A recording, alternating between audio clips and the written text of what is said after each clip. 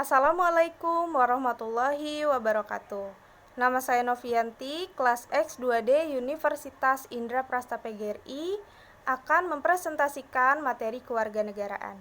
Selamat menyaksikan.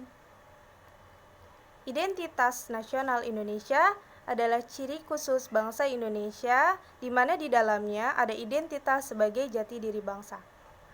Identitas Indonesia mencakup Pancasila, Undang-Undang Dasar 1945, Bahasa Indonesia, Lagu Kebangsaan Indonesia Raya, Bendera Merah Putih, Bhinneka Tunggal Ika, dan Lambang Negara.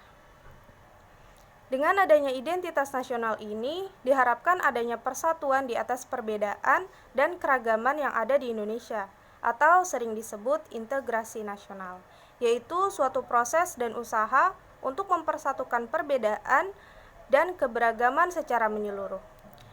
Untuk mewujudkan integrasi nasional di Negara Kesatuan Republik Indonesia, tidak terlepas dari ancaman di bidang sosial budaya, ideologi, politik, ekonomi, serta pertahanan dan keamanan negara. Seperti kasus rasisme Surabaya dan etnis Papua, dibutuhkan integrasi sosial untuk memastikan masyarakat Papua merasa jadi bagian dari bangsa Indonesia. Sehingga disinilah sistem demokrasi berperan, di mana demokrasi merupakan suatu bentuk penyaluran kehendak rakyat, baik langsung maupun secara tidak langsung, serta bentuk pemerintahan politik yang kekuasaan pemerintahannya berasal dari rakyat, di mana semua warga negara mempunyai hak dan nilai yang sama untuk memilih pemimpin agar negara dapat berjalan dengan baik. Namun, melihat kondisi demokrasi di Indonesia saat ini, sepertinya belum dikatakan dapat menjalani demokrasi dengan baik. Indonesia terus mengalami penurunan, terlebih dalam kondisi pandemi saat ini. Baik bidang politik, ekonomi, dan sebagainya, Indonesia masih mempunyai masalah yang berat. Terlebih jika pemerintah tidak memiliki ketegasan, hal ini akan membuat kepercayaan masyarakat semakin berkurang. Dengan begitu, pemerintahan tidak akan memiliki legitimasi. Contohnya seperti korupsi, di mana korupsi adalah sesuatu yang jahat dan merusak, menyangkut instansi, jabatan, atau aparatur pemerintah, dan sebagainya.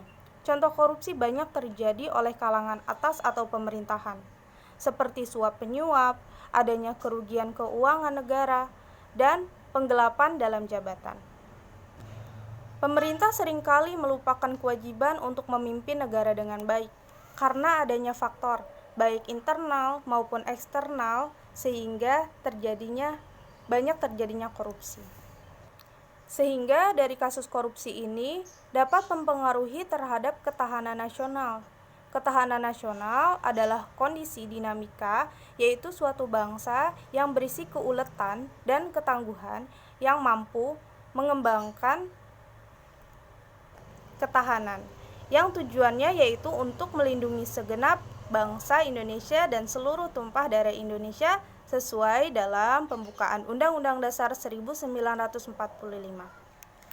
Namun, korupsi dapat mempengaruhi ketahanan negara. Korupsi telah menjadikan bangsa Indonesia tidak lagi memiliki ketahanan nasional yang tangguh pada aspek kehidupan nasional, di mana korupsi telah menciptakan kerawanan pangan, penurunan kredibilitas pemerintahan, dan bahkan korupsi telah meminimaliskan mentalitas pembangunan bangsa. Sehingga pada kondisi tersebut dibutuhkan penegakan hukum yang berkeadilan, yang di dalamnya ada jaminan bagi masyarakat, atau bisa disebut fungsi rule of law.